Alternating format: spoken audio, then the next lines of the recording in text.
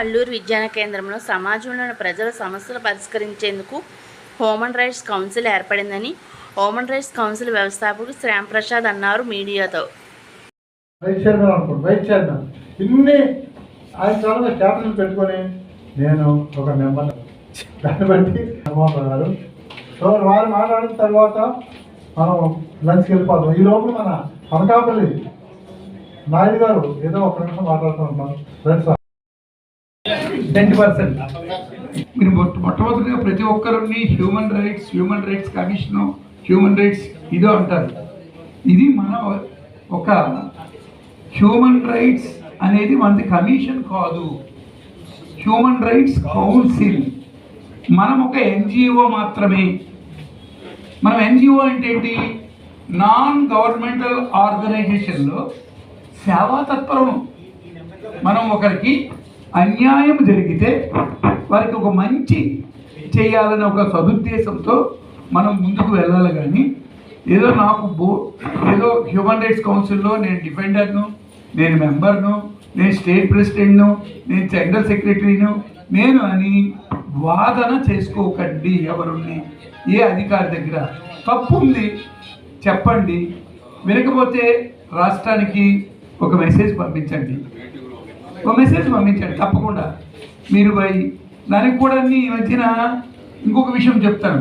Ministry of home affairs government of ఇండియాలో ఇప్పుడే చెప్పారు శ్యాంప్రసాద్ గారు, ఒక డైరెక్షన్స్ ఇచ్చారు to identify NGO human rights council recently given direction to NCHRC. అంటే మనం చాలామంది అన్నారు, ఏమండి మాకెవరో ఎస్పీ గారు వినడం లేదు, మాకెవరు కలెక్టర్ గారు వినడం లేదు, తహసీల్దార్. మా స్వచ్ఛంద సంస్థ 25వ క్యాబినెట్ జనరల్ బాడీ అంటే సర్వసభ్య సమావేశాన్ని 25 సంవత్సరాలుగా నిర్వహిస్తున్నాం. ఈరోజు 25 సంవత్సరాలు నిర్వహిస్తున్నాం.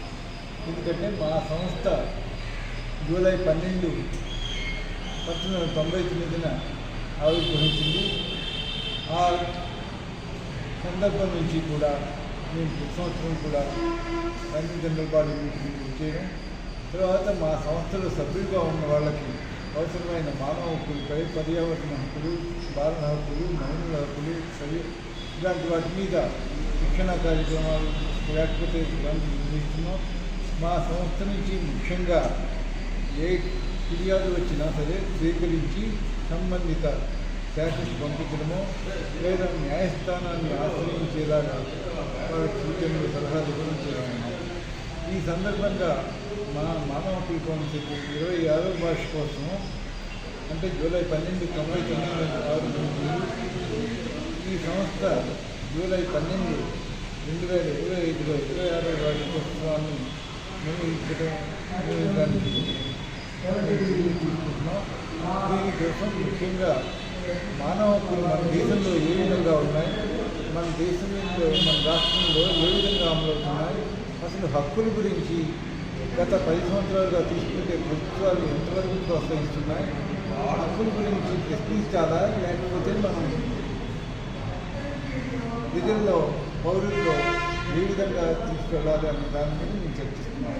ఎందుకంటే మానవ హక్కులు అనుభవించడం వల్ల హక్కుల గురించి ప్రశ్నిస్తుంటే వాళ్ళు ప్రభుత్వానికి వ్యతిరేకంగానో పొలిటికల్ పార్టీకి వ్యతిరేకంగానో అయితే మా దీంట్లో మా సంస్థలో మాత్రం ప్రభుత్వానికి ఏ ప్రభుత్వం ఉన్నా ఎవరి అధికారంలో ఉన్నా మాకు కావాల్సింది చట్టపరంగా, న్యాయపరంగా బాధితులు నష్టపరిహారం అందజేయడం, అలాగే ఎవరైతే బాధితులు అవుతున్నారో వాళ్ళకి ఏ విధంగా జాతి మానవ ఏ చట్టాలు ఏ జరుగుతున్నాయో అవన్నీ కూడా ఎప్పటికప్పుడు మా సభ్యులు ముఖ్యంగా మానవ హక్కుల కౌన్సిల్ అన్నది ఒక దీనికోసం హక్కుల పరిరక్షణ కోసం, పౌరుల హక్కుల పరిరక్షణ కోసం, అలాగే గ్రామాల్లో, గిరిజన ప్రాంతాల్లో ఎవరైతే ఇప్పటికి కూడా విద్యా అవకాశాలు లేకుండా, వైద్య సౌకర్యాలు లేకుండా ఉన్నారో అలాంటి వాళ్ళని గుర్తించి వాళ్ళని ఒక ప్రభుత్వం తీసుకోవడం ఇవన్నీ మా సంస్థ చేస్తున్నాం. మా సంస్థ కార్యక్రమాల్లో ముఖ్యంగా దీంతో మేము కూడా ఒక పత్రికని 1999 నుంచి నడుపుతున్నాం. మానవ హక్కుల పత్రిక ఎటువంటి ఇనిషియేటివ్ కానీ ఎటువంటి అడ్వర్టైజ్మెంట్లు కానీ ప్రభుత్వం నుంచి ఈ సంస్థ ప్రారంభించిన కూడా కార్యక్రమాలు చేపడుతున్నాము. సమాజంలో మానవ హక్కులు కోల్పోయిన మానవ హక్కులు అంటే ఏంటి, ఏ విధంగా వారి సమస్యను స్వీకరించాలి, ఏ విధంగా సంబంధిత శాఖాధికారులకు కానీ ప్రభుత్వ యంత్రాంగానికి కానీ తీసుకెళ్ళి పరిష్కరించాలి అనేటువంటి సమస్యలని మేము టేకప్ చేసి పరిష్కారం చేస్తున్నాం. సాధారణంగా మానవ హక్కులు అని అనగానే ప్రభుత్వ వ్యతిరేకంగానో పోలీసులకు వ్యతిరేకంగానో లేకపోతే ప్రజాప్రతినిధులకు వ్యతిరేకంగానో ముద్ర వేసినటువంటి పరిస్థితి రాష్ట్రంలో ఉంది. అందుకు కారణం అనేక పుట్టగొడుగుల్లాగా అనేక సంఘాలు, మానవ హక్కుల సంఘాలు, కమిషన్లు, ఫెడరేషన్లు తయారైపోయి ప్రభుత్వానికి కూడా అందుబాటులో లేనటువంటి సమస్యలు సృష్టిస్తున్నారు.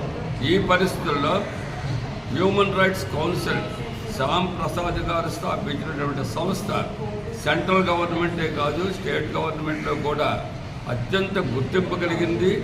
సామాజిక పరంగా చైతన్యం తీసుకురావడానికి పనికొచ్చే సంస్థగానే గుర్తింపబడింది. అంతేగాని ఒకరిని ప్రతిఘటించడమో, ఒకరి మీద తిరగబడటమో, ఒక గ్రూప్ని సంరక్షించడమో కాదు ఇది. అంచేత హ్యూమన్ రైట్స్ కౌన్సిల్ ద్వారా ప్రజా సమస్యల్ని, ప్రజల తాలూకా బాగోగులు పరిరక్షించడం గురించి తీసుకునే సంస్థ 26వ వార్షికోత్సవం జరుపుకుంటుంది జూలై 12 తారీఖుని. అంతేకాక దీనికి ఒకప్పుడు చరిత్ర ఉంది. సుప్రీంకోర్టు న్యాయస్థానం వాడు, కమిషన్ వాడు వచ్చేవారు. ఆ పరిస్థితి మళ్ళీ పునరుద్ధరణ చేయడానికి గురించి సుప్రీంకోర్టు నుంచి న్యాయాధికారి, అలాగే హైకోర్టు నుంచి న్యాయాధికారులు కూడా రేపు జూలై 12 వస్తున్నారు. వారి ఆధ్వర్యంలో ఈ సంస్థను మరికొంత ముందుకు తీసుకెళ్ళి